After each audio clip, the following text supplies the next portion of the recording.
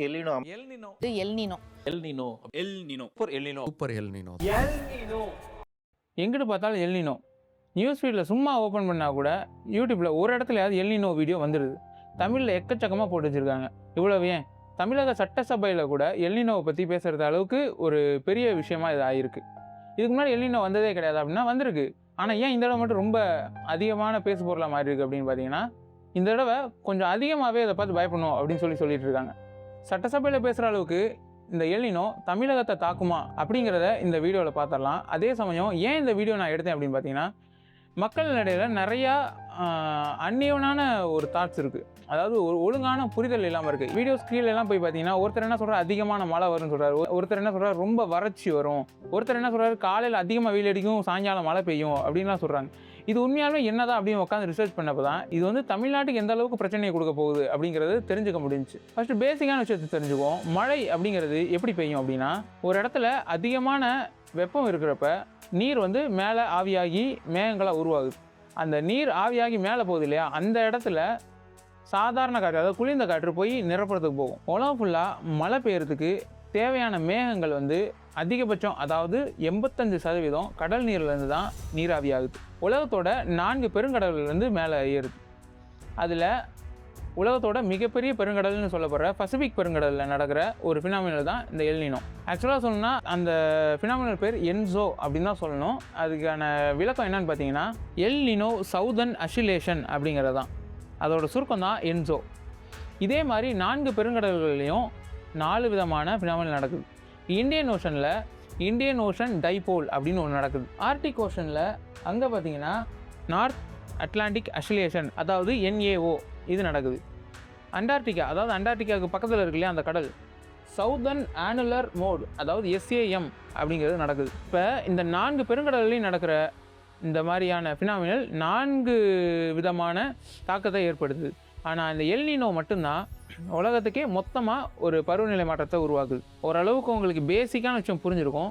ஆனால் இந்தியாவுக்கு எல்னினோவால் பெரிய அளவு பாதிப்பு இருக்கான்னு கேட்டிங்கன்னா, இந்தியாவை விட ஆஸ்திரேலியாவில் தான் ரொம்ப அதிக அளவு பாதிப்பு இருக்குது. இன்னும் சொல்ல போனால் அந்த SAM இருக்கு இல்லையா, சவுதர்ன் ஆனுலர் மோட், அதை தாண்டி மீதி 3லுமே என்சோ, IOD, அப்புறம் வந்து NAO, இந்த 3நாலையும் எப்பயுமே பாதிக்கப்படுறது ஆஸ்திரேலியா தான். இப்போ ரீசெண்ட் டேஸில் சைனாவில் மிகப்பெரிய பில்டிங்ஸ்லேருந்து தண்ணி பீச்சு அடிச்சுட்டு இருக்க மாதிரியான வீடியோஸ்லாம் பார்த்துருக்கோம் இல்லையா. இப்போ எல்னினோ வந்து சைனாவில் எந்த அளவுக்கு தாக்கியிருக்கு அப்படின்னு பார்த்தீங்கன்னா, சைனாவோட நார்த்தில் பயங்கர ஹீட்டும், அதே சமயம் சவுத்தில் குளிர்ச்சியான மழை, அதாவது தொடர் மழையும் தான் கொடுத்துக்கிட்டு இருக்குது. இன்னும் சொல்லப்போனால் வெள்ளம் வர்றதுக்கான அந்த அளவுக்கு மழையே கொடுத்துட்டு இருக்கு.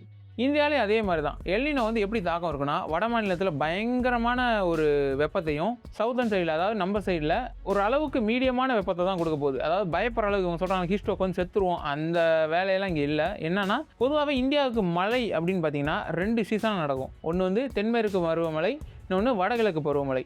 தென்மேற்கு பருவமழை தான் வந்து நமக்கு மழைக்காலம் அப்படின்னே சொல்லிக்கிறது. வடகிழக்கு பருவமழை வந்து அது குளிர்காலத்தோடு ஒட்டி வரும். ஆனால் அது வந்து பெரிய அளவு இந்தியாவுக்கு மழை தராது அப்படின்னு மாதிரி சொல்லுவாங்க. காரணம் என்னென்னா, 75% ஆன மழை தென்மேற்கு பருவமழையாக தான் இருக்குது. அதே தமிழ்நாட்டுக்கு, எக்ஸாக்டாக தமிழ்நாட்டுக்குன்னு வச்சு பார்த்தா 45% வடகிழக்கு பருவமழை தான் நமக்கு அதிகமாக பெய்யுது. தென்மேற்கு பருவமழை வந்து நமக்கு எந்த அளவில் உதவுது அப்படின்னு பார்த்தீங்கன்னா, கர்நாடகா, கேரளா மாதிரியான மாநிலங்களுக்கு நிறையா மழையை கொடுத்து அதில் தேக்கி வைக்கிறாங்களே தண்ணி டேம்ஸில், அது வழியாக நமக்கு நீர்ப்பாசனம் கிடச்சி நம்ம வந்து விவசாயம் பண்ணுறதுக்கு உதவுது. ஆனால் நம்மளோட ப்ரைமரியான ஒரு மழை சீசன் அப்படின்னு கணக்கு வச்சு பார்த்தா வடகிழக்கு பருவமழை தான். அது எப்போ நடக்கும்னா அக்டோபருக்கு அப்புறம் டிசம்பருக்குள்ளே. ஸோ இந்த வருஷம் எல்னினோனால அது பாதிக்கப்படுமான்னு கேட்டால் பாதிப்பு இருக்குதா, ஆனால் அது நெகட்டிவாக கிடையாது, பாசிட்டிவாக. நமக்கு வரப்போகிற மழை அதிக அளவு பெய்ய போகுது. இன்னும் சொல்லப்போனால் 2015 சென்னையில் வெள்ளம் வந்துச்சு இல்லையா, அதே மாதிரி இந்த வருஷம் கண்டிப்பாக மழை செம்மையாக பிச்சு வாங்க போகுது. இந்த கடலோர மாவட்டங்கள், சென்னை, இந்த மாதிரியான ஏரியாலாம் ஃபுல்லாக மழையில் இறங்க போகுது. இதுதான் வந்து நம்மளை பயமுறுத்துகிற மாதிரியான செய்தியாக இருக்கே ஒழிய, வறட்சி வந்துடும் அப்படி இப்படின்னு சொல்கிறதெல்லாம் வந்து உலக லெவலில் இந்த வறட்சி இருக்க தான் போகுது. உணவு பஞ்சம் நமக்கு ஏற்பட போகுது. அதாவது உலகம் ஃபுல்லாகவே உணவுக்கான பஞ்சம் ஏற்பட போகுது. ஏன்னா செப்டம்பர் வரைக்கும் பெய்கிற மழை இருக்கு இல்லையா, கேரளா, கர்நாடகா, அந்த நீர்ப்பாசனத்தை வச்சு தான் நம்ம நெல் அது மாதிரியான விளைவிச்சல்லாம் பண்ணுவோம். இந்த தடவை அது ஃபுல்லாக பொய்த்து போகுது. அதாவது தென்மேற்கு பருவமழை வந்து சுத்தமாக இல்லை. அதாவது 94% இந்த மழை பெய்யவே பெய்யாதுன்னு சொல்லிட்டாங்க. எப்பயாவது தான் மழை பெய்யும், அதாவது மழை காலத்திலேயே. அதுக்கப்புறம் இந்த நமக்கு வருது இல்லையா தமிழ்நாட்டுக்கு வடகிழக்கு பருவமழை, அது வந்து அளவுக்கு அதிகமாக வரப்போகுது, அவ்வளோதான் மேட்ரு. காற்றில் இருக்க ஈரப்பதம்னு ஒன்று இருக்குது. இப்போ நீங்கள் மரத்தில் நார்மலாக ஒரு மரத்து கீழே நின்று பார்த்தீங்கன்னா ஓரளவுக்கு கூலிங்காக தான் இருக்கும். அதே கொஞ்சம் வெளியே அப்படியே போய் தள்ளி நின்று பார்த்தீங்கன்னா வெக்கையாக இருக்க மாதிரி இருக்கும். நார்மலாக ஒரு இப்போ இன்றைக்கே நீங்கள் போய் செக் பண்ணிங்கன்னா கூட இந்த மாதிரி தான் இருக்கும். அந்த ஈரப்பதங்கிறது வந்து மரத்தை சுற்றி எப்பயுமே ஈரப்பதம் இருந்துக்கிட்டே இருக்கும். இதனால தான் மரத்தை வெட்டாதீங்க, மரத்தை நிறையா வளர்த்துருங்க, காட்டை அழிக்கக்கூடாது. இது எல்லாத்துக்கு மேலே இந்த கார்பன் எமிஷன்ஸ் இருக்கு இல்லையா, அதெல்லாம் வந்து ஒரு இருக்கிற இடத்த வந்து ஹீட் அதிகமாக்கிக்கிட்டே தான் இருக்கும். இது நமக்கு சாதாரண விஷயமா தோணினாலும் உலகளவில் குளோபல் வார்மிங் சொல்கிற அந்த விஷயம் அதிகமாகிட்டே இருக்கிறதுக்கு காரணமாக இருக்குது. இதுக்கு முன்னாடி 5 தடவை நம்ம வந்து எல்னினோவை ட்ராக் பண்ணியிருக்கோம். ஒவ்வொரு தடவையும் இன்க்ரீஸ் ஆகிட்டே தான் வருது. அதாவது அதோட கடலோட மேற்பரப்பு வெப்பம் வந்து அதிகமாகிட்டே தான் வருது. இந்த தடவை 3 டிகிரி வரைக்கும் ஏறும் அப்படின்னு சொல்லியிருக்காங்க. அப்படிங்கிறப்ப இது எல்லாத்துக்கும் இயற்கை சார்ந்த காரணங்கள் இருந்தாலும் நம்மளாலையும், அதாவது இந்த காடுகள் அழிக்கிறதுனாலையோ இல்லை வந்து கார்பன் எமிஷன்ஸ் அதிகமாக கொடுக்குறனாலையோ தான் புவி வந்து அதிகமாக வெப்பமடையுது. ஆக மொத்தத்தில் தமிழ்நாட்டுக்கு எந்த மாதிரி பிரச்சனை வரும்னா, ஜனவரி அதாவது அடுத்த வருஷத்தில் கொஞ்சம் வெப்பம் அதிகமாக இருக்க மாதிரி இருந்தாலும் சாப்பாட்டு பிரச்சனை, அதாவது பஞ்சம்ங்கிறது உலகம் ஃபுல்லாக நிறையா வர்றதுக்கு வாய்ப்பு அதிகமாக இருக்குது. ஏன்னா எல்லா இடத்துலையும் அந்த பருவத்துக்கான அந்த பயிரை வந்து பயிரிட முடியாமல் போயிடும். பயிரிட்டாலும் அது வேஸ்ட்டாக போயிடும்.